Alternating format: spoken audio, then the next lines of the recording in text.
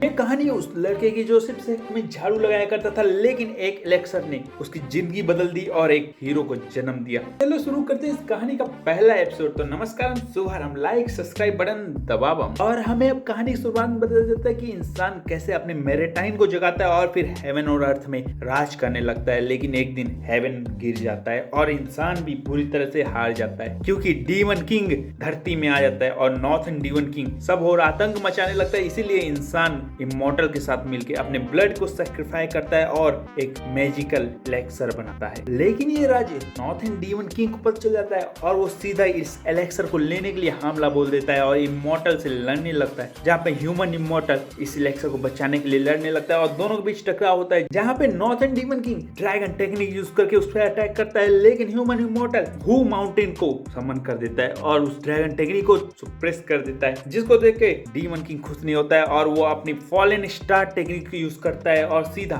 उसके ऊपर अटैक करते हुए बोलता है वो इलेक्शन मुझको दे दो, वरना अच्छा नहीं होगा, पूरी इंसानियत को मैं खत्म कर देगा। जिस पे ह्यूमन इमॉर्टल बोलता है ये सिर्फ तुम्हें ही रोकने के लिए बनाया गया है, इसलिए ये तुम्हें मिल नहीं सकता है। और इतना बोलते हुए वो universal destructor star technique use करके उसके अटैक को तबाह कर देता है, जिसके कारण डीमन किंग बुरी तरह से घायल होता है और बोलता है आज मैं जा रहा हूँ, लेकिन 3 महीने 3 साल 3000 साल बाद में वापस जरूर आऊंगा और फिर मैं देखता हूँ कि मुझको कौन रोकता है। इतना कह के वो वापस से अपने डार्क डायमेंशन में चला जाता है। तो देखिए ह्यूमन इमॉर्टल रिलैक्स होता है, लेकिन वो भी जख्मी हो चुका रहता है, इसलिए खून की उल्टी करता है और बोलता है 3000 साल, मैं तो अब 3 दिन भी तुम्हारा इंतजार नहीं कर। लगता है इंसानियत को एक नए हीरो की जरूरत है। अब मुझको नहीं पता कि वो कौन होगा, लेकिन जो भी होगा वो तुमको अब रोकेगा और इस एलेक्सर का वही मालिक होगा। और इतना कह के वो एलेक्सर को फेंक देता है इंसानी रेम में, जहाँ पे क्विंग फैंग नाम का बंदा एक सेक में झाड़ू लगाता रहता है और तभी उसको कुछ आवाज सुनाई देता है। ऊपर देखता है तो एक चमकता हुआ चीज उसके और सीधा आता है और उसके सर से टकरा जाता है और नीचे गिर जाता है, जिस पे वो बोलता है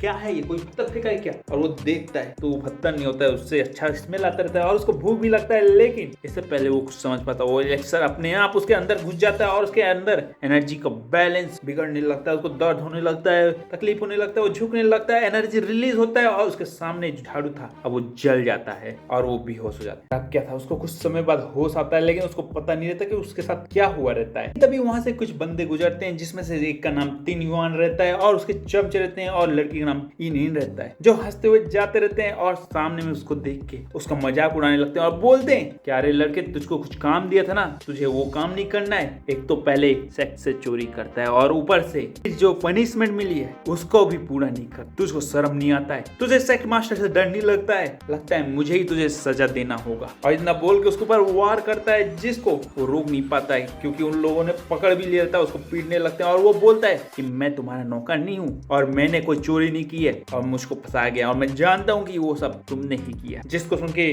तिन युआन और चिढ़ जाता है, उस पे अटैक करने लगता है, उसको मारने की कोशिश करने लगता है और हंसते हुए बोलता है एक ट्रस्ट हमसे जवान लड़ाने की कोशिश कर रहा है और हमारे सामने खड़ा है, तो उसको शर्म नहीं आ रहा है? तो उसको पता है कि मेरे को तिन युआन एकेडमी में एडमिशन मिल गया है, मैं इतना काबिल हूँ कि मेरे सामने तो कुछ भी नहीं है, अभी झुक और माफी मांग। उनके फैंग बोलता है माफी एक कचड़े से मैं नहीं मांगने वाला हूँ, और त्यान एकेडमी की तुम्हारी असलियत नहीं पता है, इसीलिए तो तुम्हें एडमिशन दे दिया। जिस उसमें वो चिढ़ जाता है और बोलता है हाँ, जैसे कि तुम्हारी असलियत तो किसी को नहीं पता ना, तुम वही हो ना बहुत टैलेंटेड बच्चे जिसने 5 साल में ही अपनी कल्टीवेशन को जगा लिया था। लेकिन क्या करें, क्वीन फैमिली का किस्मत ही इतना खराब था, जो तुम्हारे पिताजी की करनी का फल मिला और राजा ने तुम्हारी फैमिली को मारने का फैसला किया। वो तो शुक्रमानो की प्रिंसेस से तुम्हारी शादी थी, इसलिए तुम्हें जिंदा छोड़ दिया और शादी को कैंसिल कर दिया। लेकिन तुम्हारे पिता ने जो देश को धोखा दिया है उसका फल तुम्हें मिला। अरे हाँ, तुम तो ट्रेडर के बच्चे हो। उफ सॉरी, मैंने अपना फालतू में मुंह तुमसे बात के गंदा किया। तो इन भी मजाक उड़ाने लगती है और बोलती है सही में ब्रदर, ऐसे लड़के को यहाँ जगह कैसे दे दिया, इसको तो मेरे हिसाब से मार देना चाहिए। इतना बोल के वो मारती है, लेकिन वो उसका पेड़ पकड़ लेता है, ऐसे नहीं पकड़ता है, रोकने के लिए पकड़ता है और बोलता है मेरी तो तुमसे कोई दुश्मनी नहीं है, फिर तुमने मेरे ऊपर लात क्यों उठाई? तो देखे टेन युआन खुश नहीं होता है और उसका हाथ पकड़ के बोलता है तेरी हिम्मत कैसे हुई इसको टच करने की, लगता है तुझको मारना पड़ेगा। और ना बोल के वो एक वार करता है, उसको पीछे ढकेल देता है और बोलता है आज मैं तेरे को सबक सिखाता हूँ कि जवान लड़ाने का अपने सीनियर ब्रदर से और सीनियर सिस्टर से क्या फल होता है। और अब क्या था, इतना बोलते हुए एक जबरदस्त मुक्का उसकी ओर फेंकता है, लेकिन अचानक से जैसे ही वो टकराता है इनके अंदर से एनर्जी रिलीज होती है और वो ब्लॉक करते हुए उसको उल्टा रिफ्लेक्ट कर देता है, जिसको देख के वो चौंक जाता है। उसको समझ नहीं आता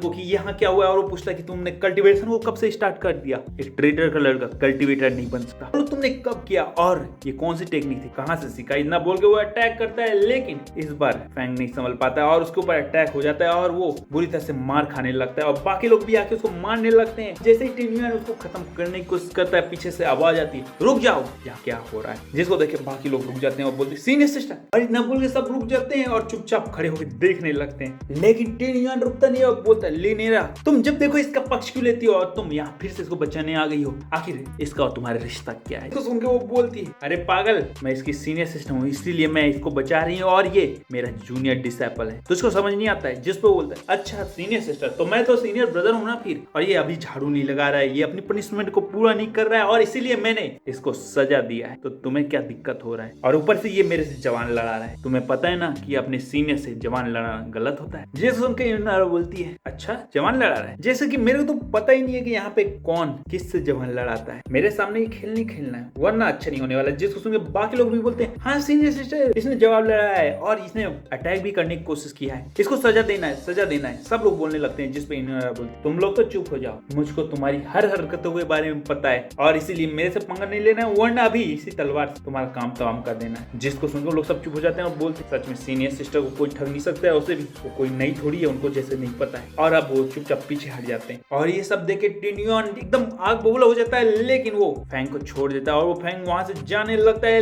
लेकिन एक स्माइल टिन युआन देता है और उसके पीठ पीछे अटैक कर देता है, जिसको देख के फैंग समझ नहीं पाता और सीधा उस अटैक से टकरा जाता है और इनेरा भी समझ नहीं पाती है, उसको भी ये अटैक सरप्राइज दिखता है। लेकिन अब उसका गुस्सा साथ में आसमान में पहुंच चुका रहता है और बोलती है कि तुझको शर्म नहीं आती है, तू अपने जूनियर डिसेबल के पीछे पीठ पीछे अटैक करता है और तू इस एकेडमी का डिसेबल कहलाना चाहता है, और इतना बोल के उसके ऊपर अटैक करती है, लेकिन वो डॉज कर देता है और वो बोलता है, सीनियर सिस्टर, इस ट्रैश के लिए तुमने मुझ पे अटैक किया है, ये सही नहीं किया है। जिस पे वो मैंने अभी अटैक किया ही कहाँ है, तूने उसको डॉज कर दिया है, और इतना बोल के एक और जबरदस्त अटैक करती है और इस बार उसको बुरी तरह से घायल कर देती है। जिस पे वो बोलता है, फैंग मैं तुझको देख लूंगा, और इतना बोल के वहां से भाग जाता है। तो देखिए उसके बाकी चमचे वहां से भाग जाते हैं और अब क्या था, फैंग इनेरा को थैंक बोलता है, लेकिन इनेरा बोलती है, याद रखना टिन युआन टीन एकेडमी में पहुंच चुका है और मेरा भी एडमिशन वहां हो चुका है, और वो उस मौके का फायदा उठाना चाहता है और वो उसे भी तुम्हें शुरू से ही चोट पहुंचाना चाहता है। उसके इरादे ठीक नहीं है तो बच के रहना है, क्योंकि अब सेक्स भी उसका कुछ नहीं बिगाड़ सकता है। जिसको सुन के फैंग बोलता है ठीक है, और वो वहां से चला जाता है। लेकिन जब घर जाता रहता है तो रास्ते में फिर से टिन युआन दिख जाता है और वो अब उसका रास्ता रोकने लगता है और बोलता है, अब यहाँ इनेरा नहीं है तुझे बचाने के लिए, तो अब तेरा तो बचना मुश्किल है फैंग, आज तेरा गेम खत्म है। लेकिन मेरे को एक बात बता दे जाने से, कि इनेरा तेरे को बार बार बचाती कि आखिर तेरा उसका रिश्ता क्या है। जिसको सुन के फैंग बहुत गुस्सा हो जाता है और बोलता है, टिन अपने